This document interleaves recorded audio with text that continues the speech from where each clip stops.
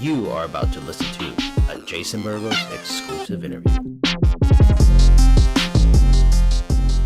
So, I have a bunch of questions for you, of course. I'll start right away. Now, you talked a bit about it to MMA Junkie in January, but what were the first thoughts that came into your mind when you heard Garbrandt and his manager specifically wanted to fight you? Oh, it was around Christmas. I was excited because I was, I just fought Brian Caraway. Mm-hmm. And literally like a couple weeks later, we got a call from my manager with the possibility of fighting Cody Garbrandt. Him, his team, and his manager wanted that fight to happen. So we were try to push as well. So, a couple weeks later, we found out that we're fighting him next. And for me, it was a perfect because, a former champ, he was number one in the ranking. Mm-hmm.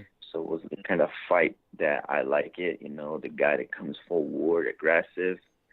And I was very excited. It was, that was the fight that also I was expecting to have.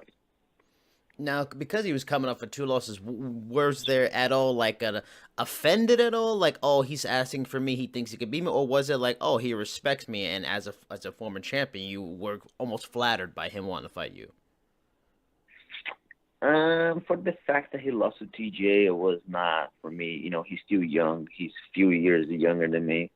So I knew that was, it doesn't mean that's the end of his career.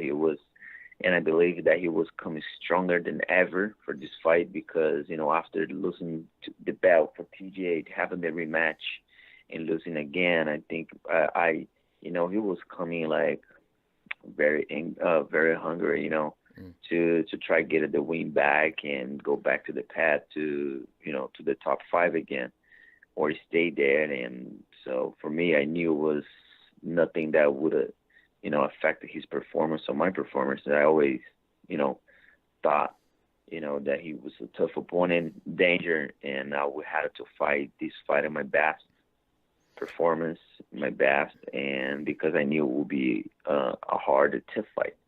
I knew that. I knew from the beginning that fight was never gonna take, the whole fight. I knew there's gonna be one of us will get knocked out, or another possibility. I had the submission because my better ground than him. He's a strong puncher, good wrestler. I'm a stronger puncher too, and good jiu-jitsu. So it was a perfect match. It was one of us would get knocked out, and other than that, I would have the submission right there. If I had the chance to get a hold of his neck, things like that. So basically, it never affected me for the fact that he had 2 losses. TJ, TJ is the champ, really good. So Cody, has been knocking people out in UFC. Mm-hmm. And I knew it would be a good fight. And I also knew because of the style, that fight would not take too long. Now, in camp, did you feel an extra level of excitement or even pressure? Because by far, this is the biggest fight of your career. A win meant a lot. It can do a lot for your career going forward. Was there a little difference in this camp, compared to other camps because it was such a big deal of a fight? For me, every single fight, it is the most important fight of your career. Mm-hmm. You know what I mean? And this one was not different. I was facing the former champ. And I knew he was coming, very hungry, like I said, so the pressure is always there. It's how you manage the pressure. I manage my pressure, by training my best. I manage my pressure by, training with the best coaches and, get a lot of good training partners. And so that's the best way that I can relieve. That's the best way that I can feel comfortable and capable, and fighting a big fight like that. Mm-hmm. Now, early in the fight, you worked some calf kicks, which I personally love, and I even wrote about that specific technique for Sure Dog last year. Along with those kicks, were there other parts of his game you felt you could exploit when you were looking at videotape and stuff like that, scouting him during camp? Did you feel there were certain areas? Oh man, okay, this area here, I know I can take advantage of. Yes. One of the things was the calf kick. Another thing was the counter punches. He coming with the right hook always. He had it punching, so I knew that one we could block, you know, and counter back in the right moment. That's exactly what happened. Mm-hmm. Another thing that we could, that's another thing that we were working on, and it is tag the body a lot with the front kick and the kicks, following up with the head kicks. So basically, everything that happened in the fight, that was all part of the game plan, the strategy. Now you only got to fight with him for a round. Now, of course, former champion, he dominated Dominic Cruz. He even hurt T.J. Dillashaw, a high level fighter. When you're in there and as the fight's going along, what did you think of his skills? Did you feel like, you know what, he's better than I thought, or was it more you started to gain confidence? You're like, I'm as good as this guy. I'm one of the best in the world. He's not as scary or skilled as I thought he was going to be. True. Since the beginning of the fight, I felt that, he was fast and had the punches strong. But once I started dominating the distance, I started getting more comfortable. When I started blocking his punches too, there was nothing that I was very strong, but it was nothing that I was unconscious or nothing. So that's why I started getting more comfortable and stay in the pocket with him. Late in the first round, you two clash heads and leads. He goes down. You're grappling with each other, and when you both get back to your feet, I mean, he pretty much goes rabid and he becomes super aggressive. Were you like surprised and caught off guard, like because he was fighting fairly composed and measured during the fight, and he becomes very aggressive, or were you like, yes, this is exactly what I want. Let's go. Exactly. I thought the calf kick was kind of like threw him out a little bit. He knew that he wouldn't be able to fight all 3 rounds when the calf starting like hurting, and he felt like when he started getting that kick right there often, it's kind of affect your footwork, things like that, and so I think in that thing he kind of like not lost his mind, but he was trying to finish me as well, and I think it was basically what happened. He was kind of bothered by the kick, something that we were expecting to. And he was coming to knockout. Now, without doubt, the biggest win of your career. Tell me what winning this fight in this sort of way, knocking out a former champion in the first round, what does it mean to you? And have you felt a difference in your fame since the fight? Are people like me asking for more interviews? Are you getting noticed more? In different places. Has your social gone up? Your social media? How important was a win like this for you? It was definitely, the most important victory in my career. I have been doing a lot of interviews. I, increased like a significant amount of followers on my Instagram page, and, for the fact that I knocked him out, it was a statement. There was a big victory. I believe my next step was fighting for the title against T.J. Dillashaw. Interesting. Now, because I wanted to ask about that, what's next? I mean, that's the obvious question, because after the win with Garbrandt, several writers suggested Aljamain Sterling, because he's coming off a few big wins. He's in the top 5. And then I did some research and found you actually had the same idea after you beat Brett Johns in August to fight Aljamain Sterling. Let's say you don't get a top 5. Let's say everybody's kind of held up by TJ and Cejudo and not all that nonsense. Is a fight with Aljamain Sterling something you are still interested in? You feel like it's a fight that makes sense next? I don't think he deserves more than I do. You know what I mean? I think he definitely needs to fight, other fighters. I called him out against Brett Jones, and we didn't hear anything from their end. But right now, I just knocked him out, the former champ. So, they have a couple possibilities, if, TJ is fighting Henry Cejudo with all that, what is it called, the interim title. Yeah. I think that would be a great idea. Probably Marlon Moraes and I for the interim title. Mm-hmm. We call Aljamain Sterling. He's the kind of fighter that he always fighting for points. He's a good. Every single fighter in this division, they're really good, especially when we're talking about the top 10, top 5. You know what I mean? Mm-hmm.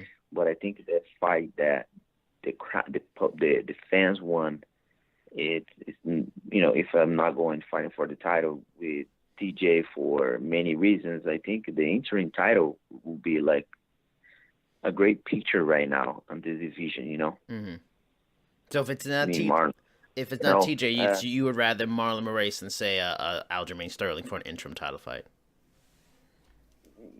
Because the interim title, I think that's something that Marlon and I, we deserve right now. And Right. if in the division right now somehow they stopped because Cejudo is going up and fighting TJ, Marlon and I, we were like the interim title, must put in the game right now between us. Mm-hmm. All right, fair enough. Now, will be an exciting fight, right? Like it did Saturday Mm-hmm. against Aljamain. It's gonna be him duck the punches, going away and try to grapple, hold it. I wanted to ask because Cody Garbrandt and his manager called you out for this fight. You have another person trying to call you out for a fight after you win the rising prospect, very popular fighter right now, Petr Yan, called you out saying you won with a lucky punch, to which you told him in an interview to suck your balls, to which he then went to the whole Colby Covington route and called you a filthy animal. Is Yan annoying you enough into making a fight with him a reality, or are you just pretty much tuning out all the noise and the trash talk from him? Turn it down. How many fights he got in UFC? 1 or 2? Yeah, it's got to be like maybe 3. So who the guys that he fought? Because I haven't followed him that much. So who he fought? I mean, I don't know offhand, but no one on the level of Cody Garbrandt or some of the guys you fought. I think that the Dodson is the biggest win of his career that he just had. It was a decision too. Dodson, yeah. And he was, I think some of the things that he tweeted that he just beat he said that I lost to Dodson. I lost to Dodson on the paper because in the fight, if you see, I fucking dominate. I fucking destroyed Dodson. He was, telling the referee that I was kicking him in the nuts. In reality, you see the replay.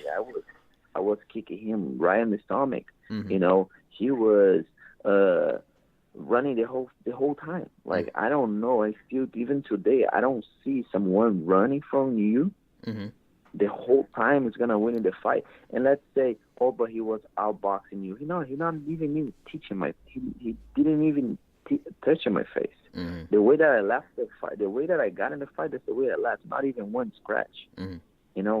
I punched him, I took him down, like kicking him all over. He was saying the referee 2 times he had to stop the fight because he felt the kick on his stomach, and he was telling the referee it was on the nuts. And in the replay, you see very clear there was the kick, it was on the stomach. Punching him the whole time, chasing him, counter punching him every single time, making him go backwards the whole time, taking him down, and losing that fight in a split decision. It was definitely something that was not right in that night. And it just showed what kind of fighter I am, always pressuring going forward.